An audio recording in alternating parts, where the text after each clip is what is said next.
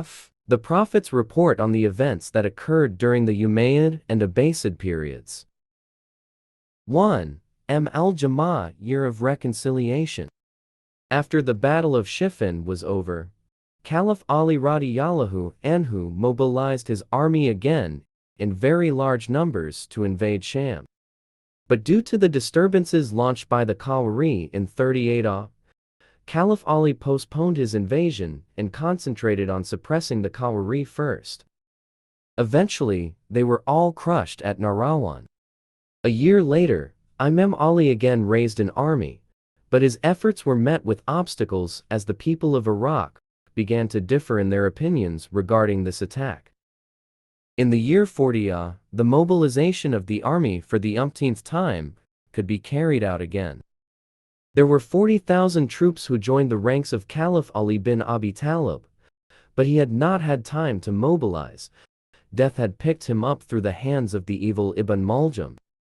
After that, people flocked to pledge allegiance to Al-Hazan bin Ali radiyallahu anhu to occupy the seat of caliphate. From the beginning, Al-Hazan was not warlike. Likewise, Muawiyah had begun to realize and get bored, because war had claimed many Muslim lives. It was in this era that the peace treaty found its way, both the cause for which a solution had been found, and the perpetrators who wanted the benefit of the Muslims, which was also a form of sacrifice from Al-Hazan. This is what the Prophet, peace and blessings of Allah be upon him, had reported in the hadiths that follow. In that peace, Al-Hazan, may Allah be pleased with him, voluntarily resigned his position as caliph, and gave it to Muawiyah, may Allah be pleased with him, on a number of conditions. That same year, the Muslims were once again united under one caliph, or what is better known as Al-Jama'ah, Year of Muslim Reconciliation. The following are some of the hadiths that allude to this event. Abu Bakr radiyallahu anhu reported that he said, I heard the Messenger of Allah, peace and blessings of Allah be upon him, preaching on the pulpit with Al-Hazan ibn Ali beside him. Occasionally, the Messenger of Allah, peace and blessings of Allah be upon him, would look at the companions and at Al-Hazan. He said, this son of mine will be a great man, and Allah will make him the cause of peace between two groups of Muslims. H.R. A. Bukhari, Al-Manaqib, Hadith, No. 3746. Hazan al-Bashri reported the following. When I saw Al-Hazan ibn Ali radiyallahu anhu traveling to meet Muawiyah with his entourage, Amr ibn Ash said to Muawiyah, I see a group of people who do not move until the other groups retreat. So Muawiyah asked, who will protect the Muslim generation after us? Amr bin Ash replied, I will protect them. So Abdullah bin Amir and Abdurrahman bin Samra said, we will go to Al-Hazan and make peace with him. On that occasion, Al-Hazan said, I heard Abu Bakr say, while we were listening to the Messenger of Allah, peace and blessings be upon him, giving a sermon, Al-Hazan came, and he immediately said, this son of mine will become a great man, and surely Allah will make him the cause of peace between the two warring groups of Muslims. H.R. Al-Bukhari, Al-Fitan, Hadith No. 7109. Explanation. These two hadiths are a miracle of the prophethood of Muhammad, peace and blessings be upon him, who announced from his pulpit that his grandson, Al-Hazan, may Allah be pleased with him, would be the cause of peace between two warring groups. And this is what happened to Al-Jama'ah. In that year, Al-Hazan resigned from the position of caliph and handed it over to Muawiyah in order to stop the war. In the procession of his resignation, Ibn Hajar had captured a message from Al-Hazan, Amabadu. No, indeed, the strongest person is the strongest in piety, while the weakest person is the most unjust. And remember, this matter that I am disputing with Muawiyah belongs to someone who has more right than me. Or it may be that the right belongs to me, but I do not take it for the sake of protecting the blood of the Muslims. Until now, I do not know whether this is a fitna or a blessing. Fathul Bari.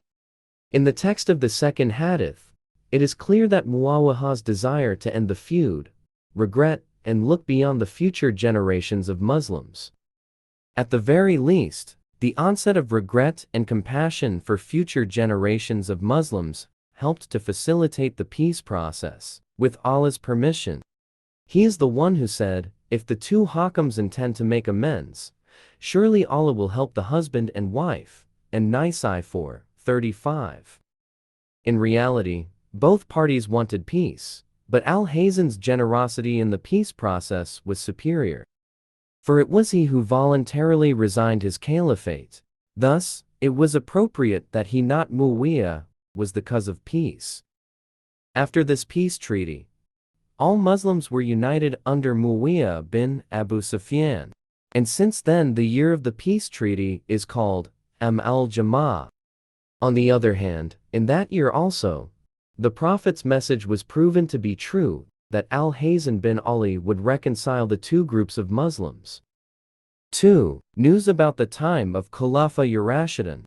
Safina radiyallahu anha reported that the Messenger of Allah, peace and blessings be upon him, said, the caliphate succession of prophethood lasts for 30 years. Thereafter, Allah, the Almighty, will make a king, or Allah will give his power to whomever he wishes. Regarding this hadith, Sa'id said, Safina said to me, remember, Abu Bakr ruled for 2 years, Omar for 10 years, Uthman for 12 years, and finally Ali for this gesturing. I said to Safina that they thought that Ali was not a caliph. Then Safina replied, the sons of Zarqa, the sons of Marwan, have spoken lies. Abu Dawud, as Sunnah, Hadith No. 4622, authenticated by Ibn Hibban, Fathul Bari. Explanation: this hadith indicates that the reign of the Khulafa Rashidun lasted 30 years. After looking at the reigns of the 4 caliphs, it turns out that what the Messenger of Allah, may Allah's peace and blessings be upon him, said, is true. Abu Bakr ruled for 2 years, 3 months and 10 days. Umar bin Khattab ruled for 10 years, 6 months and 8 days. Uthman bin Affan ruled for 11 years, 11 months and 9 days. And finally, Ali bin Abi Talib ruled for 4 years, 9 months and 7 days, including the reign of Hazen bin Ali, which lasted for 7 months. Some historians have also included the reign of Hazen bin Ali, which lasted for 7 months. They argue this way by discarding the months and days of the 4 caliphs. But the truth is that the reign of the Khulafa Rashidun lasted 30 years. By adding up the reigns of the 4 Khulafa Rashidun, it can be seen that they all reigned for 29 years, 4 months, and 5 days. If this number is added to the reign of Al-Hazen, then the complete number becomes 30 years. The 30-year period truly represents the caliphate of Nubuwwah, while the period afterward was that of ruling kings. The caliphate of Nubuwwah is defined here as the caliphate that followed the instructions of the Prophet, peace and blessings of Allah be upon him. As for subsequent governments or others, their character has changed. Therefore, it is appropriate to refer to the rulers who came after the Khulafa Rashidun as kings. And with this, it is very appropriate if Muawiyah is said to be the first king to appear in the midst of Muslims. In addition, this hadith also informs us of the beginning of the Umayyad dynasty. Hudhayfa radiyallahu anhu reported that the Messenger of Allah, peace and blessings be upon him, said, the period of prophethood will come among you and will last, by the will of Allah, the Almighty, then he will revoke the period of prophethood, if he wishes to revoke it. Then will come the time of the Khilafah with the Minhaj and Nubuwwah, guidance of the Prophet, and it will continue until Allah wills to revoke it. Then comes the time of the kings who only torment the people, and will continue until Allah wills to revoke them and their reign. Then comes another dictatorial ruler, and it will continue until Allah wills to end his time. Then there will be a caliphate established by the guidance of the Prophet. H.R. Ahmad, Musnad al-Kufiyin, Hadith No. 18436. Imam Ahmad's version is acceptable. Explanation: this hadith hints at the political upheaval that the Muslim Ummah will experience in its history. At least this description will clarify the above hadith. The prophetic period ended with the death of the Messenger of Allah, may Allah's peace and blessings be upon him. Furthermore, the period of the Khulafaur Rashidun also ended with the resignation of Al-Hazan and the handing over of the caliphate to Muawiyah. Meanwhile, the representative of the king who tormented the people was the fall of Ottoman Turkey. Wallahu alam. Whereas Muslims today are under the pressure of a dictatorial government, and until now it is not known when it will end. The above hadith clearly indicates that after this dictatorial government, there will be no other time except the emergence of the Khilafah following the guidance of the Prophet, peace and blessings of Allah be upon him. According to the correct view, the beginning of the Khilafah will be with the Mahdi's coronation. The above hadith also contains good news addressed to the Muslims, that the conditions of tyranny and dictatorship that have been afflicting them will not last much longer. The system of Khilafah that is in accordance with the instructions of the Prophet, peace and blessings of Allah be upon him, will come back to them. Likewise, the above hadith also motivates Muslims to establish the system of the Khilafah Rashida on earth. If the Khilafah that once existed was established with great sacrifice and struggle, so too, to restore this system a second time also requires great sacrifice and struggle.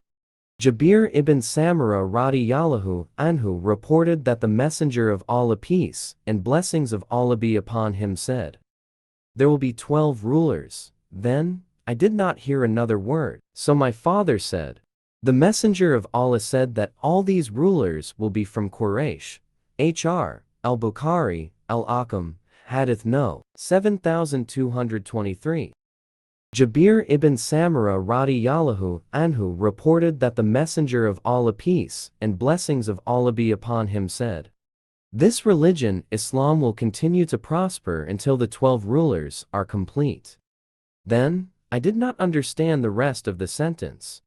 So I asked my father, "What did he say?" My father said, "The Messenger of Allah said that all these rulers will be from Quraysh."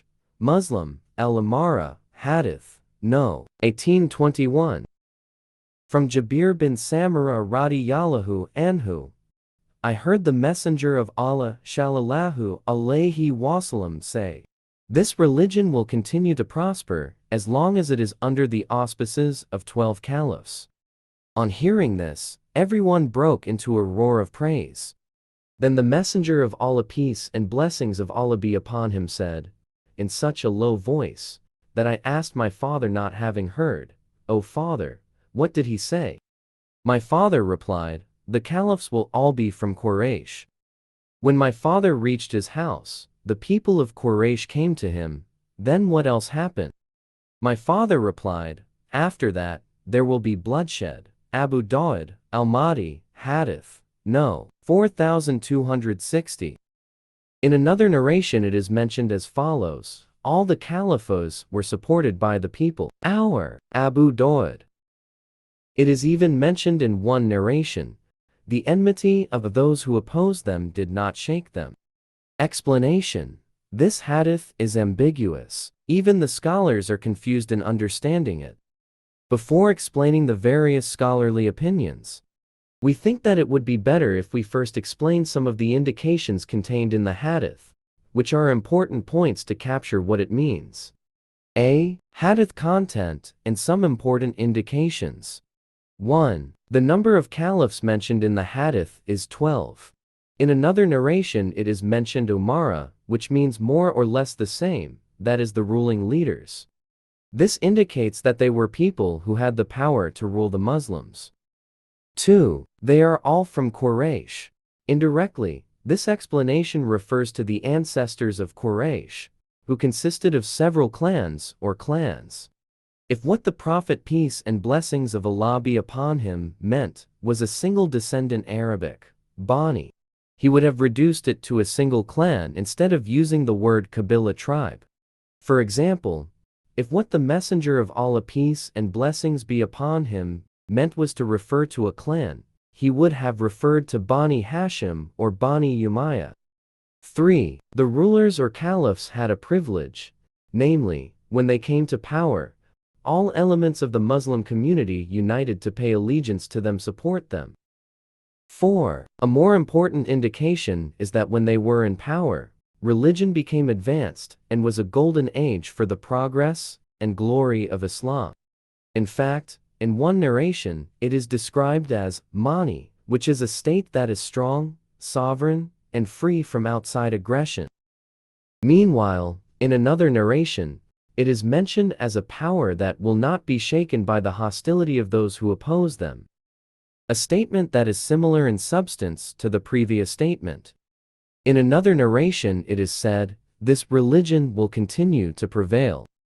This indicates that the teachings of this religion have colored the behavior of Muslims and made them eligible to be called people who uphold the commands of Allah, the Almighty, while they are always consistent in carrying out the truth. 5. The phrase La Yazalu indicates the changes that occurred after the death of the 12 caliphs. This means that the stable conditions that existed during the reign of the 12 caliphs will gradually decline in their afterlife. This is indicated by political divisions and shifting values among the people. It is likely that the meaning of al-Harj turmoil is the chaotic situation that occurred within the Muslim community. In addition to the differences or shifts in public opinion over the various impacts. 6. The use of the phrase, La Yazalu, implies a succession of events between one condition and the next, or between one caliph and another. This indicates that what the Prophet peace and blessings of Allah be upon him was hinting at was simply to warn the Muslims that they had strayed from the path of their predecessors. Whether it was related to political matters or other matters that were also affected by this change. 7. Implicitly, the hadith suggests that the 12 caliphs were just leaders, although in certain respects they were not equal to each other. Obviously, this is not explicitly mentioned in the hadiths above, but what is noteworthy is that the impression captured implies that they were just people, at least within the most minimal limitations of being a caliph. B. Interpretation of the scholars. 1. Some scholars have interpreted the 12 caliphs to mean the Khulafa, Rashidun, and some of the Umayyad caliphs who ruled after them, in chronological order. If this is what they say, it can also be justified by an indication that the Muslims were generally united in their support. The events that occurred in the cases of Zubayr and Al-Hazan do not make this period defective. Their cases were exceptions, whereas what is meant here is the general condition of the period. 2. There are also scholars who state that the 12 caliphs appeared to rule chronologically. Broadly speaking, this interpretation is the same as the first. It is concluded after noting some indications that emphasize the unity of the Muslims who supported them.